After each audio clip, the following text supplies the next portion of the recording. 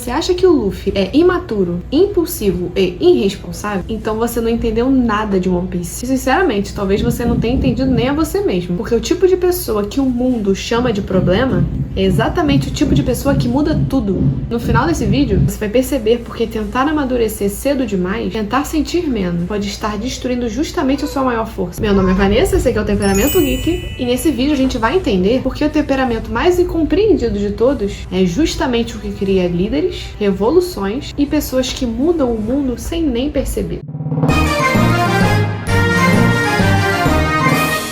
O Luffy, ele não é especial porque ele estica, ele é especial porque ele recusa a parar de sentir. E isso, num mundo brutal, é quase um crime. One Piece se passa num mundo onde liberdade custa sangue. Piratas, governos, ideologias brigam por controle o tempo todo. Sonhos são esmagados cedo, antes mesmo de terem chance de crescer. E é justamente nesse cenário que o Luffy surge. Alguém que simplesmente se recusa a amadurecer do jeito que o mundo exige. E talvez seja justamente por isso que as pessoas querem seguir ele. E o mais doido sobre o Luffy é que ele nunca tenta liderar. E antes da gente entender o impacto do Luffy no bando, curte esse vídeo, se inscreve aqui no canal e acompanhe com a gente a maratona dos vídeos dos personagens de One Piece. Voltando pro nosso Luffy, né? Logo no começo da jornada, quando o Zoro questiona ele realmente é um capitão digno, Luffy ele não faz promessa nenhuma. Ele não tenta convencer, ele não precisa se impor. Ele apenas diz algo como: se você não gostar, pode ir embora. E isso não é arrogância.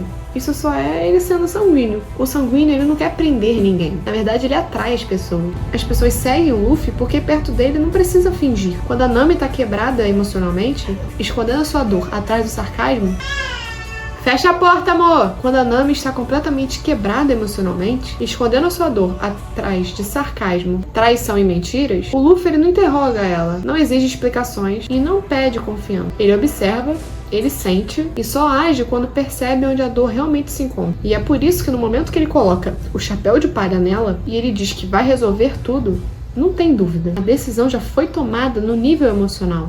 E esse é um traço central do sanguíneo. Uma leitura emocional do ambiente quase absurda. Ele pode errar em lógica, ele pode errar em estratégia, mas raramente ele erra em sentimento. E é exatamente isso que torna o Luffy tão perigoso, inclusive para ele mesmo. Porque o sanguíneo ele não quer poder, ele quer conexão. O Luffy ele não sonha em governar nada. Sempre que alguém fala em mandar, dominar, controlar alguma coisa, ele rejeita imediatamente. Quando ele fala em ser o rei dos piratas, por exemplo, não é sobre ele estar acima dos outros, é sobre ser o mais livre de todos. O sanguíneo, ele foge de estruturas rígidas, porque isso mata o que eles mais valorizam, a espontaneidade emocional. E é justamente aqui que nasce o problema. Quantas vezes a gente vê o Luffy comprar briga com inimigos absurdamente mais fortes do que ele. Isso simplesmente porque ele se sentiu ofendido com alguma injustiça. E isso não era estratégico, não fazia sentido. Mas algo dentro dele dizia: isso tá errado. O sanguíneo ele age antes de calcular qualquer coisa.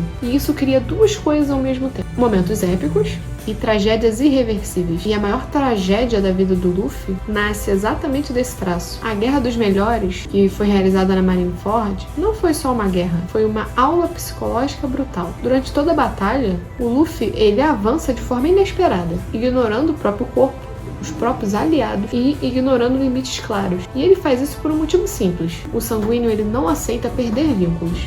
O Ace não era só um irmão, era uma âncora emocional e era parte da identidade do Luffy. Quando o Ace morre, o que desmorona não é um plano, é quem o Luffy acredita ser. No colapso que vem depois, quando ele grita que não consegue salvar ninguém, a gente vê o lado que ninguém romantiza do sanguíneo, que quando ele cai fundo. E agora deixa eu te perguntar uma coisa: quantas vezes você já se sentiu assim? Perdido não porque falhou, mas porque perdeu alguém ou algo que dava sentido à sua força. Se esse vídeo já te deu um soco emocional até aqui, já curte e se inscreve aqui no canal. Existe um outro lado do Luffy que ninguém percebe. Ele quase sempre vence depois, mas ele conecta antes. Quando a Robin, em Enies Lobby, finalmente diz que quer viver, o Luffy ele não responde responde com um discurso. Ele simplesmente responde mandando queimar a bandeira do governo mundial. É uma ação simbólica, carregada de emoção e que diz muito mais do que qualquer argumento. E isso é sanguíneo no nível máximo. O sanguíneo, ele não convence pela lógica. Ele cria momentos que ficam marcados para sempre. Mas isso tudo tem um custo. Em Whole Cake, quando o Sanji tenta se afastar do Luffy, humilha, agride, rejeita, o Luffy simplesmente se recusa a seguir em frente. Ele passa fome, ele espera, ele insiste. O sanguíneo, ele não sabe desistir das pessoas,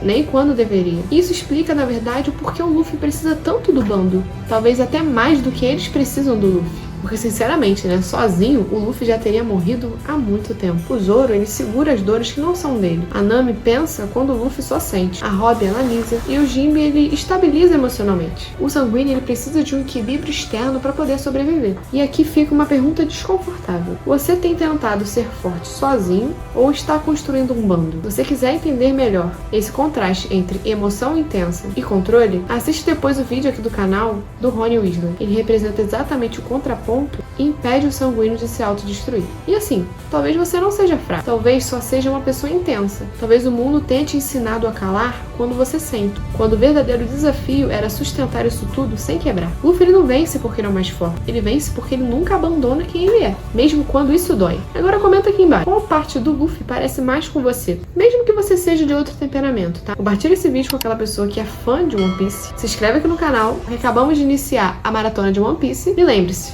o mundo tenta matar um sanguíneo todo dia, mas quando ele aprende a se equilibrar, ele se torna imparável. Até o próximo vídeo. Tchau!